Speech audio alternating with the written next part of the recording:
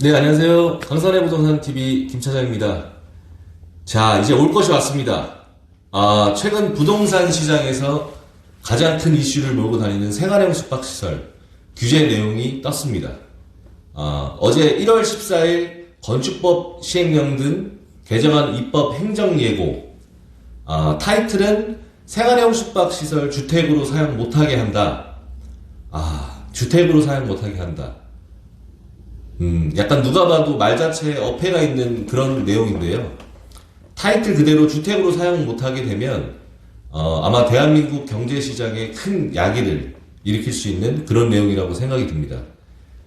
그 이유로는 이미 생활형 숙박시설은 단기간에 아파트 대체 상품으로 어느 정도 자리를 잡은 상황이죠. 입주한 사람들도 있을 것이고 또 아마 1, 2년 안에 입주 예정인 수분양자 분들도 어마어마할 것으로 예상이 되는데요. 거기에 분양 예정인 사업지만 해도 전국적으로 따지면 상상 이상의 규모가 될 것입니다. 그럼 이 많은 생활형 숙박시설 물건을 모두 주택 용도로 사용 못하게 거주할 수 없게, 그럼 이 많은 생숙 물건을 주택 용도로 사용 못하게 거주를 할 수 없게 될까요? 자, 오늘 올라온 공식 자료를 통해 한번 알아보겠습니다.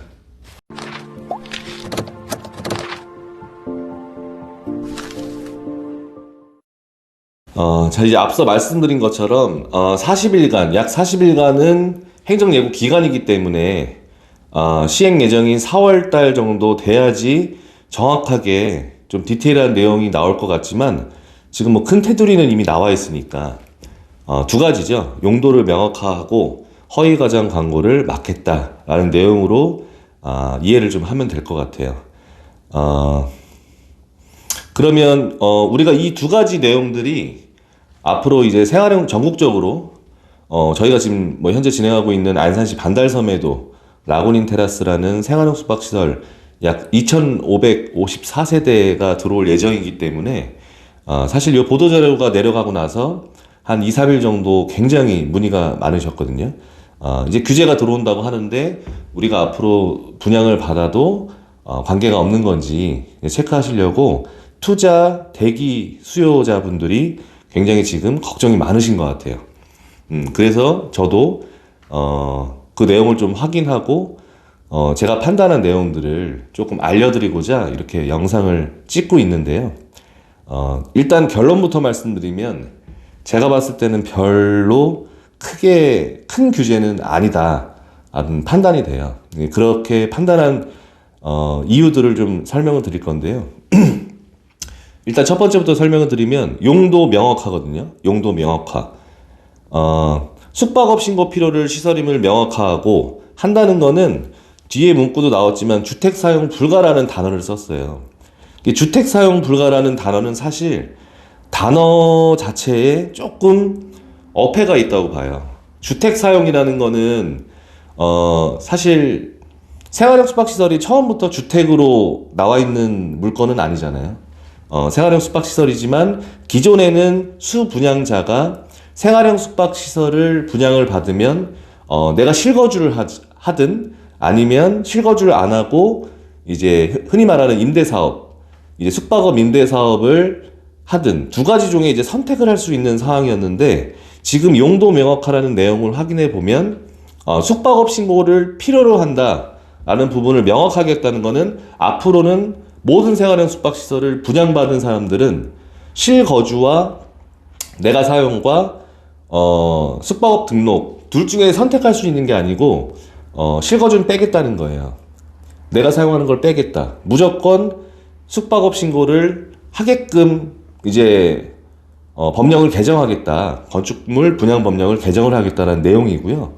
하지만 요거 하나만으로는 지금 현재 전국적으로 굉장히 완전 이제 아파트 대체 상품으로 자리가 잡았죠. 어떻게 보면 최근 한 2, 3년 사이에 그 붐을 좀 식히는 데까지는 영향을 갈 수 없을 거라고 판단이 되고요. 그 다음 보시게 되면 허위 과장 광고, 생활형 숙박시설의 주택 사용이 가능한 것처럼 광고하는 경우 허위, 과장 광고로 사업자를 고발 조치토록 지자체에 공문을 시달하겠다. 이 두 번째 내용이 어떻게 보면 현실적으로 생활형 숙박시설에 들어올 수 있는 규제가 요 정도까지밖에는 안 되는 것 같아요. 이게 어떤 내용이냐면 생활형 숙박시설이 최근 한 2, 3년 정도 사이에 조금 논란이 되고 문제가 있었던 이유가 제가 저번 영상에도 말씀을 드렸지만 일부 생활형 숙박시설 사업지에서 좀 허위가장 광고를 많이 했습니다. 자, 어떤 내용이냐면 생활형 숙박시설은 아까 말씀드렸다시피 수분양자가 실거주를 하게 되면 지금 이제 세금이라든지 이런 부분이 주택수로 포함이 되죠. 1가구 2주택도 포함이 되면서 거기에 따른 이제 취득세라든지 그런 것들이 부과가 되는데 반대로 숙박업으로 등록을 해서 렌탈을 주게 되면 주택이 아니죠. 근데 이런 두 가지 상황에서 고객이 선택할 수 있는 여지가 있는데 그렇다 보니까 두 가지를 믹스해서 과장 홍보를 좀 하다 보니까 그런 것들이 많이 문제가 됐습니다. 쉽게 말해서 내가 실거주를 하면서도 1가구 2주택이 허용이 되지 않는다. 이거는 잘못된 내용이니까. 왜냐면은 내가 실거주를 하게 되면 당연히 1가구 2주택이 포함이 되는 거고요. 다만 1가구 2주택에 포함이 안 되는 것은 내가 숙박업 등록을 해서 렌탈을 줄 경우.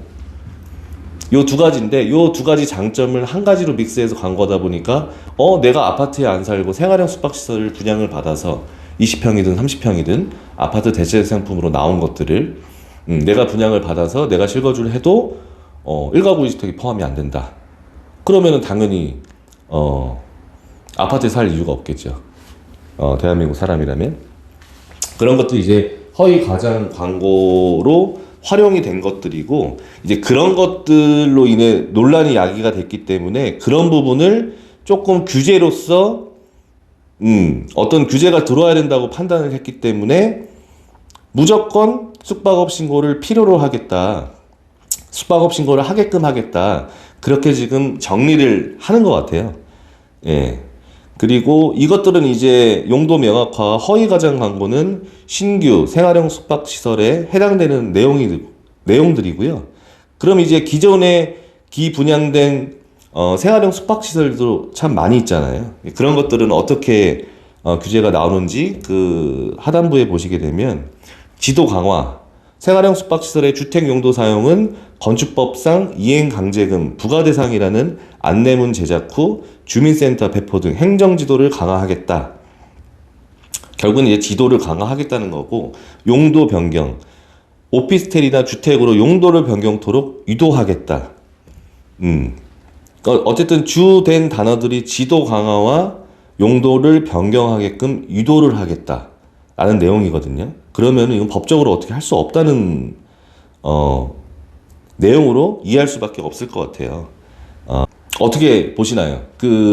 지금 요 두 가지 내용들, 용도를 명확하게 하고 허위 가장을 못하게 하고 지도 강화를 하고 용도 변경을 유도하겠다는 내용들이 과연 앞으로 4월 달에 시행이 되고 나서도 전국적으로 지금 굉장히 이슈가 되고 있는 생활형 숙박시설을 이미 제가 봤을 때는 지금도 아파트 대체 상품으로 거의 자리를 잡고 있거든요.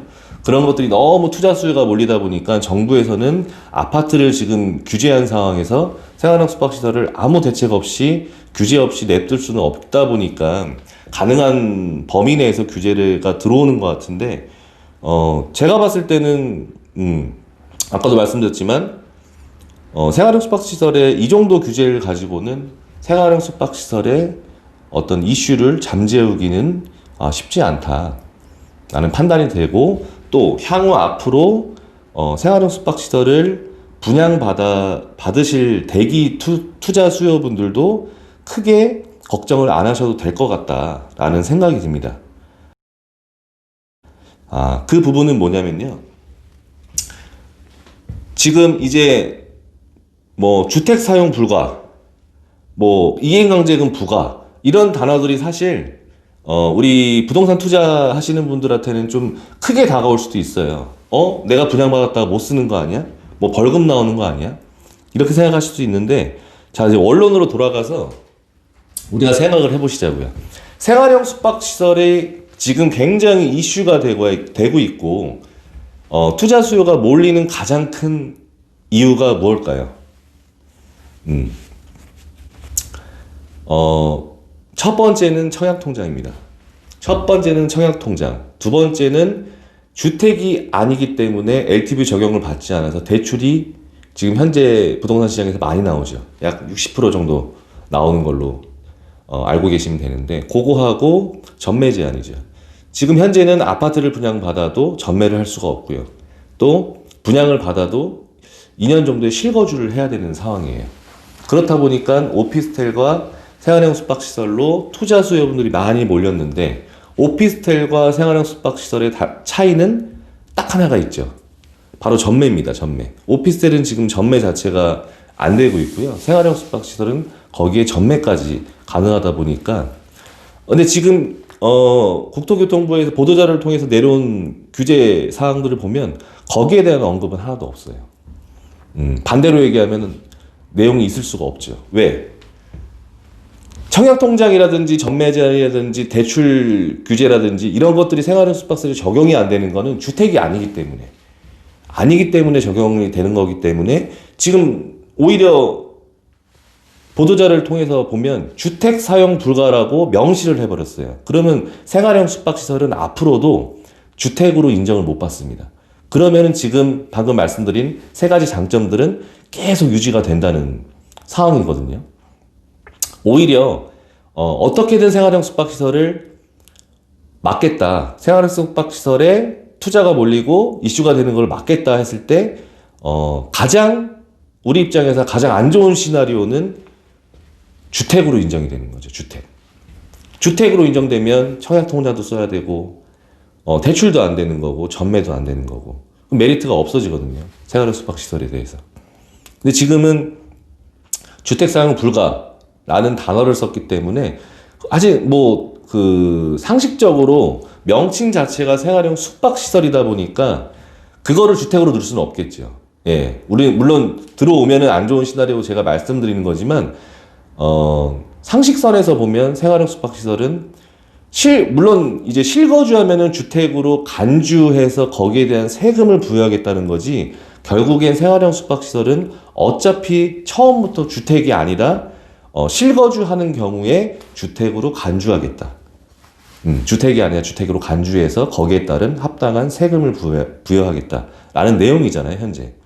근데 지금 어쨌든 주택으로는 인정할 수 없기 때문에 우리가 생활형 숙박시설의 가장 장점인 청약통장과 또 LTV 규제를 안 받기 때문에 대출이라든가 전매 제한, 요 부분은 앞으로도 쭉 적용이 되기 때문에 가장 장점은 지금 들어올 규제가 없다. 이렇게 보시면 될 것 같아요. 그 두 번째,